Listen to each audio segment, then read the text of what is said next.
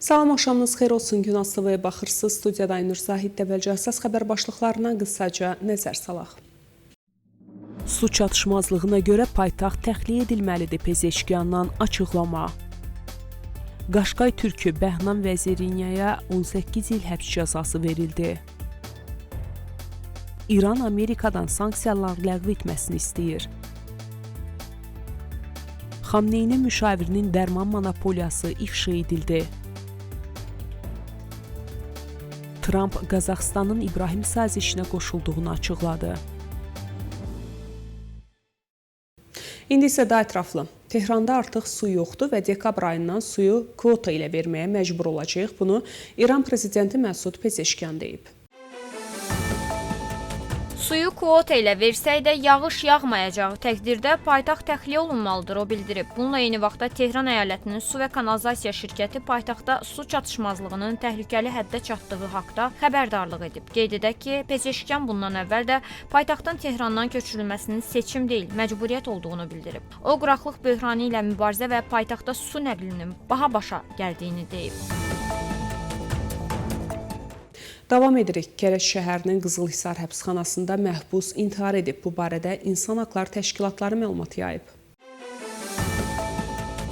Hadi Rızai adlı məhbusun metadon həbləri içərək həyatına son qoyduğu bildirilib. Narkotik maddələrin qaçaqmalçılığına görə saxlanan Rızainin barəsində irəli sürülən ittihamın saxta olduğuna və işə yenidən baxılması tələbinin rədd edildiyinə görə intihar etdiyi bildirilib. Qeyd edək ki, İnsan Haqları Təşkilatlarının məlumatına görə ötən il İran həbsxanalarında ən azı 32 məhbus həlak olub, onlardan 5-i xəstəlikdən, 20-si intihar səbəbindən həyatını itirib, 7 məhbus isə öldürülüb. İyun ayından bəri həbsdə olan Qaşqay türkü Bəhnam Vəzirinya Tehran İnqilab Məhkəməsi tərəfindən 18 il həbs cəzasına məhkum edilib. Bu barədə Baydaq Agentliyi məlumat yayıb.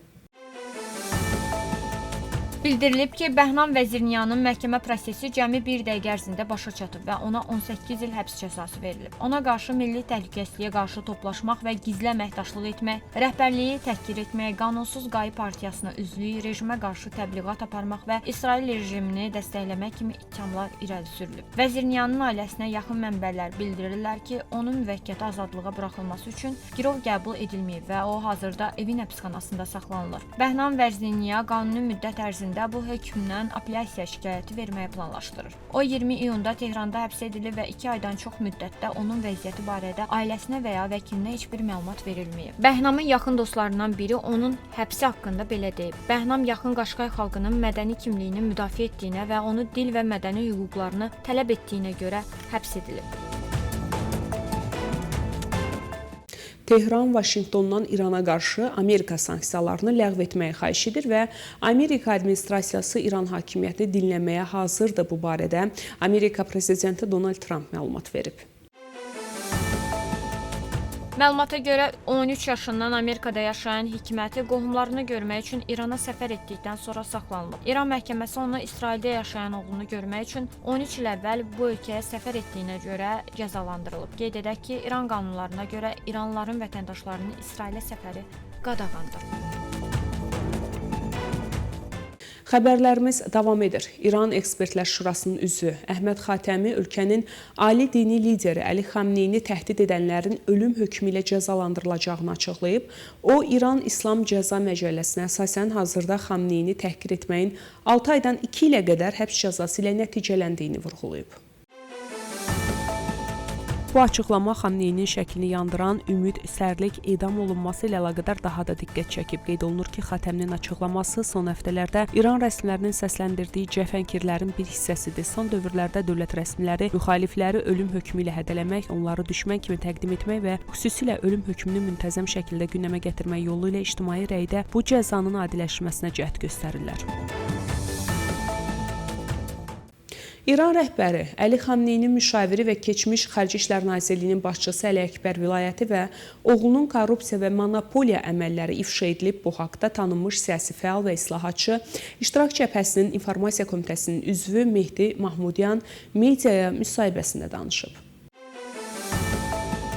Onun açıqlamalarına görə koronavirus zamanı beynəlxalq bazarda cəmi 4 dollara başa gələn dərmanı vilayətinin başçılıq etdiyi şəbəkə Səhiyyə Nazirliyinə 102 dollara satıb. Mahmudyan bunun Əli Xamneyinin ofisinin dəstəyi ilə baş tutduğunu iddia edib. Bu, humanitar böhranlardan istifadə etməklə və güc strukturlarının dəstəyi ilə həyata keçirilən və davam edən milli sərvətlərin geniş yayılmış talanının yalnız bir nümunəsidir, deyə Mahmudyan bildirib. Buraxılışımız davam edir. Zəngəzur dəhlizində İran üçün heç bir təhlükə yoxdur. Bunu İranın Xarici İşlər Naziri Abbas Əraqçı Həmədan Universitetində tələbələrlə görüşündə Zəngəzur dəhlizi ilə bağlı sualı cavablandırarkən bəyan edib. Biz regionun sərhədlərində və geosiyasətində heç bir dəyişikliyi qəbul etmirik. Tərəflərlə birbaşa təmasdayıq. Əmin olmuşuq ki, Zəngəzur dəhlizində İran üçün heç bir təhlükə yoxdur. Amma şəksiz ki, prosesləri izləməyə davam edirik. Abbas Əraqçı regional əməkdaşlığı və 3+3 təşəbbüsünü regional təhlükəsizliyin təmin edilməsinin ən yaxşı yolu hesab edib və İranın Qafqazda davamlı sülh və sabitlik axtardığını bildirib. Rəsmi Bakı, Amerikanın 907-ci düzəlişin tam ləğv edilməsi üçün əməli addımlar atacağına ümid edir. Bunu Azərbaycan Xarici İşlər Nazirliyinin Mətbuat Xidməti İdarəsinin rəisi Ayxan Hacızadə deyib. Amerikaya səfərin tarixi və simvolik əhəmiyyətli digər bir məqamı ABŞ prezidenti tərəfindən azadlığa dəstək qanununa 907-ci düzəlişin tətbiqinin müvəqqəti olaraq dayandırılması ilə bağlı sərəncamın məhz cənab prezident İlham Əliyevin iştirakı ilə imzalanmasıdır. Hər kəsə yaxşı məlumdur ki, 1992-ci ildə qəbul olunmuş bu düzəliş Azərbaycana Amerika dövlət yardımının göstərilməsini qadağan etmiş, ölkəmizə qarşı açıq ayrı-seçkili xarakteri daşıyan ədalətsiz bir addım olub. Bu düzəliş iki tərəfli əlaqələrimizdə çətinlik yaradan bir faktordur. Amerika prezidenti tərəfindən atılan bu addım Azərbaycan-Amerika tərəfdaşlığının real mahiyyətini əks etdirir. İki ölkə arasında qarşılıqlı etimadı və strateji əməkdaşlığı daha da möhkəmləndirir. Bu addım Amerika ilə yeni əməkdaşlıq dövrünün başlanmasının göstəricisidir. Ümidvarıq ki, Azərbaycanla Amerika arasında münasibətlərin inkişaf perspektivləri, ölkəmizin geniş regionda artan rolu nəzərə alınaraq Amerika tərəfi bu düzəlişin tamamilə ləğv edilməsi istiqamətində əməli addımlar atacaq, deyə Ayxan Hacızadə qeyd edib. Pakistanın baş naziri Şahbaz Şərif 7-8 noyabr tarixlərində Azərbaycana rəsmi səfər edəcək. Bu barədə Pakistan Xarici İşlər Nazirliyi məlumat yayıb. Məlumatda bildirilib ki, Azərbaycan Respublikasının Prezidenti İlham Əliyevin dəvəti ilə Pakistanın baş naziri Məhəmməd Şahbaz Şərif Bakıda qeyd olunan Zəfər gününün 5-ci ildönümü münasibəti ilə keçirilən tədbirdə iştirak etmək üçün Azərbaycana rəsmi səfər edəcək. Səfər çərçivəsində baş nazir rəsmi Zəfər günü mərasimində iştirak edəcək və Prezident İlham Əliyevlə görüş keçirəcək. Görüş zamanı iki tərəfli münasibətlərin bütün spektri nəzərdən keçiriləcək və ticarət və investisiya, enerji, müdafiə, təhsil və regional əlaqə kimi müxtəlif sahələrdə əməkdaşlığı daha da dərinləşdirmək üçün yeni istiqamətlər müəyyənləşdiriləcək. Pakistan və Azərbaycan ortaq inanc, tarix, mədəniyyət və qarşılıqlı etimada əsaslanan uzunmüddətli qardaşlıq münasibətlərinə malikdirlər. Hər iki ölkə həmçinin İslam Əməkdaşlıq Təşkilatı, İqtisadi Əməkdaşlıq Təşkilatı və Birləşmiş Millətlər Təşkilatı kimi regional və beynəlxalq platformalarda sıx əməkdaşlıq edirlər. Baş nazirin səfəri Pakistanın Azərbaycanın suverenliyi və ərazi bütövlüyünə sarsılmaz dəstəyini bir daha təsdiqləyəcək və iki qardaş ölkə arasında strateji tərəfdaşlığın daha da irəliləməsinə xidmət edəcək. Məlumatda qeyd olunub. Prezident İlham Əliyev işğal olunmuş əraziləri azad etdikdən sonra Ermənistana qarşı hərbi əməliyyatları dayandırmaqla əsl dövlətçilik nümunəsi göstərib. Bunu Fox News telekanalına açıqlamasında Amerika prezidentinin xüsusi nümayəndəsi Steven Witkoff bildirib. Onun sözlərinə görə avqustun 8-də Oval kabinetdə keçirilən görüş zamanı Donald Trump Azərbaycan prezidentindən qələbə qazandınız, böyük ordumuz var, niyə dayandın deyə soruşub. Prezident İlham Əliyev isə cavabında deyib, mən yalnız bizdən alınanı geri qaytarmaq istəyirdim. Daha artığına ehtiyacım yoxdur. Bu liderliyin heyranedici nümunəsi idi, Witkoff əlavə edib.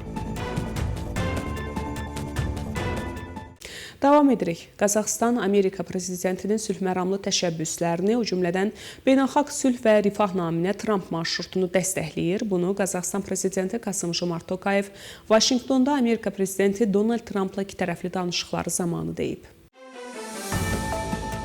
Onun sözlərinə görə trip marşrutu Orta Dəhlizin gələcək inkişafına töhfə verə bilər. Liderlər səfər zamanı Qazaxıstan və Amerika arasında dəyəri 17 milyard dollardan çox olan kommersiya sazişlərinin imzalanmasını alqışlayıblar. İki prezident arasında Vaşinqtonda keçirilən görüşdə Tramp Amerikanın Qazaxıstanla çoxşaxəli genişləndirilmiş strateji tərəfdaşlığını daha da gücləndirmək öhdəliyini bir daha təsdiqləyib. Söhbət zamanı iki tərəfli gündəliyin geniş spektri üzrə məsələlər ətrafında geniş fikir mübadiləsi aparılıb. Qarşılıqlı faydalı əməkdaşlığın perspektiv istiqamətləri müəyyən edilib. Tərəflər həmçinin beynəlxalq gündəlikdəki aktual məsələləri müzakirə ediblər. Tokayev qeyd edib ki, Amerika lideri daha təhlükəsiz, sabit və firavan dünyanın təmin edilməsinə həlledici töhfə verir.